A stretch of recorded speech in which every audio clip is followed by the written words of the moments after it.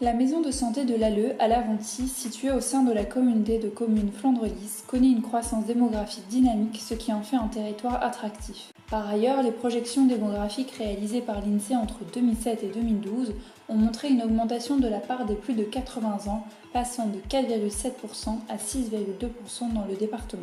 Partant de ces constats, le projet de télémédecine a donc été construit autour des patients âgés à haut risque cardiovasculaire. Patients chroniques, insuffisants cardiaques sous bêta-bloquants, en découvert de diabète et en suivi chirurgical en sortie d'hospitalisation. Avec le soutien de l'Agence régionale de santé Hauts-de-France, la maison de santé de Laventie a bénéficié de l'expertise du cabinet Hippocrate Développement qui l'a accompagné depuis la définition des besoins et du projet jusqu'au développement de la solution technique, massalmedical.fr. Le projet réunit ainsi 3 acteurs, la maison de santé, le centre hospitalier d'Armentières et les Saint-Jean de Laventie.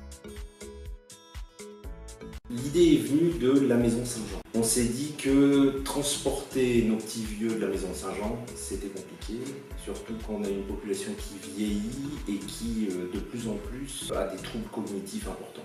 D'autre part, ici, on est à la campagne, et donc un certain nombre de personnes âgées qui ont passé 75 ans, c'est compliqué d'aller dans les centres hospitaliers. Ils ne trouvent pas de place, ils ne conduisent pas bien, donc ils ont peur. Et si on arrivait, en tout cas pour les consultations simples, à faire quelque chose via Internet, puisque c'est un moyen de communication qui est devenu courant et qui angoisse plus personne, on s'est dit on va essayer de ça. Donc, on a créé cette téléconsultation avec le centre hospitalier d'Armentières, d'abord parce qu'on connaît bien les cardios de l'hôpital d'Armentières, et puis effectivement ça reste l'hôpital le plus proche. Donc, même si on doit à un moment hospitaliser les gens, Armentières fait moins peur que Lille. Donc, on identifie les patients insuffisants cardiaques.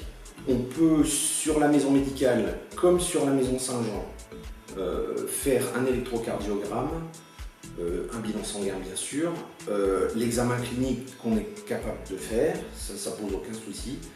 On transfère tout ça sous forme de l'ECG d'une part et d'une fiche de transmission au cardiologue de l'hôpital d'Armentières. Le cardiologue, après avoir pris connaissance des éléments qu'on lui a donnés, nous fixe un rendez-vous de téléconsultation. Là, en l'occurrence, le patient, il aura le cardiologue d'un côté, à travers un écran, donc qui est forcément pas agressif, puisqu'il est caché dans son écran, et il a son médecin, avec qui il a l'habitude de converser, et qui va pouvoir lui traduire immédiatement ce qui se passe, d'une part, et d'autre part, préciser des choses que le patient n'aura pas pensé à dire à son cardio, ou quelque chose que le cardio n'aura pas pensé à demander au patient. Enfin, on est vraiment dans un échange d'informations optimisé pour le patient,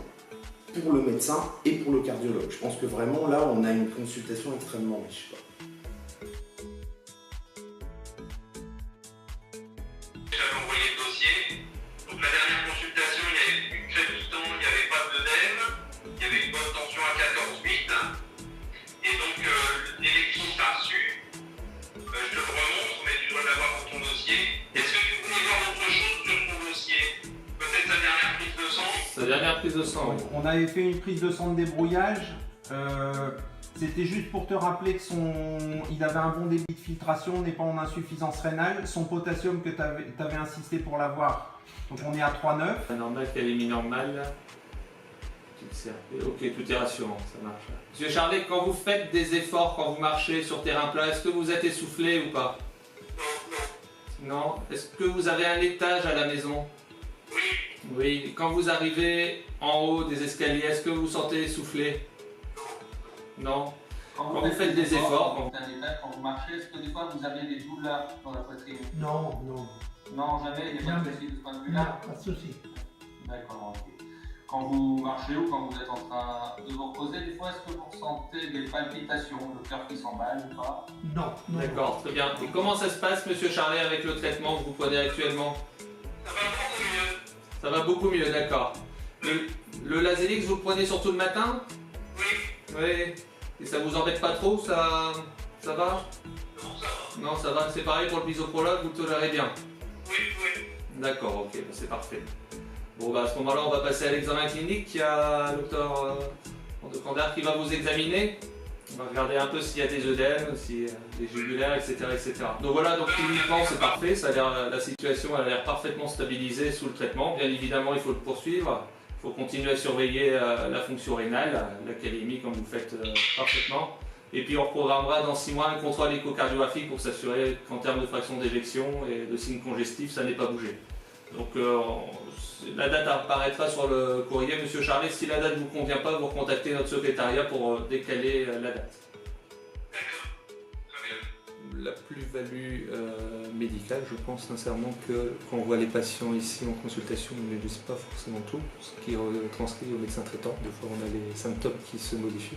Je pense qu'avoir le médecin traitant qui va expliquer les symptômes que le patient lui a décrits sera intéressant. Le patient qui reste chez lui, dans sa maison médicale où il a l'habitude d'éviter d'avoir les bouchons, le parcours pour monter au 5e, ça va le rendre plus à l'aise, peut-être faire parler plus facilement, avoir une exhaustivité de tous les antécédents, avoir au moment de la consultation tout ce que j'ai besoin. Et tout ça, ça va nous faire gagner, je pense, en efficience médicale. La deuxième chose, c'était la problématique des patients âgés dépendants. Ça va être une problématique qui va de toute façon, au fur et à mesure de futures décennies, s'accroître. Et c'est vrai que les faire venir en brancard, des fois toute une après-midi, où ils nous attendent la consultation, ils attendent l'ambulance, ils repartent en ambulance. Le fait de rester dans leur milieu de vie, là l'idéal ce serait qu'ils restent dans leur chambre, pouvoir échanger directement avec les infirmières, avec les médecins. On filmera la prise de charge.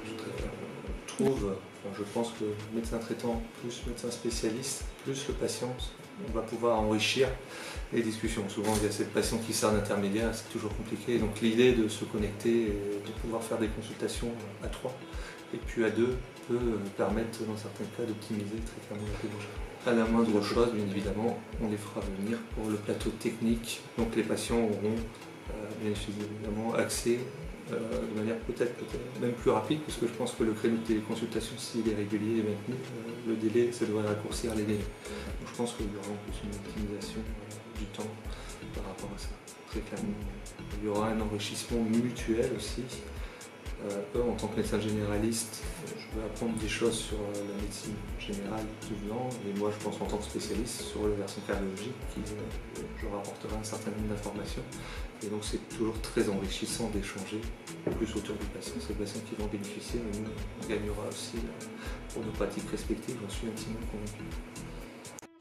L'idéal, ça serait carrément dans la chambre du résident, puisque en fait on a besoin d'un ordinateur qui a sa webcam, donc ça peut être très simple. L'idéal, ça serait ça, puisqu'on part vraiment, même nous, quand les médecins viennent, le plus possible, ils viennent dans la chambre du résident. On estime que la chambre du résident, c'est le domicile. On a souvent des consultations cardiologiques pour des résidents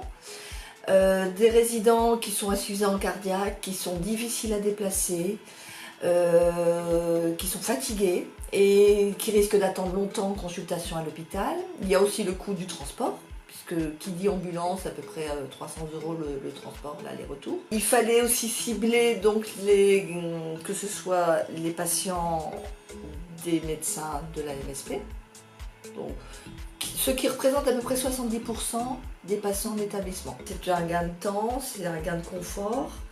Et puis je pense qu'il y a quand même un bénéfice économique, puisqu'on supprime les transports. Moi je pense aussi, ça me permet également de suivre le résident, bien que je ne suis pas médecin traitant, mais de connaître et puis d'améliorer sa prise en charge.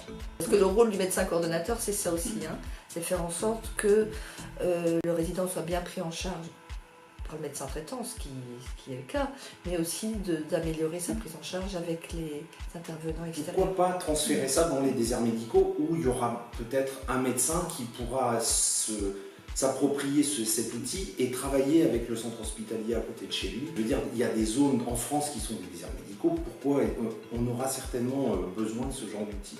S'il marche bien ici, il marchera bien ailleurs, et je pense qu'on pourra, ça fera gagner du temps, ça fera gagner de l'argent, ça fera gagner plein de choses, ça rassurera les gens, ils auront moins peur de la médecine. Après on verra bien, quoi. La solution technique macelmedical.fr est un concept novateur. Il est en réalité un prolongement numérique intégré à l'environnement de travail existant. Simple, performant et sécurisé, il permet des soins coordonnés sans nécessité de déplacement physique et sans installation logicielle spécifique. Les professionnels ont la maîtrise de leur outil de travail et le patient est au centre du parcours de soins grâce à une technologie pensée au service de l'humain.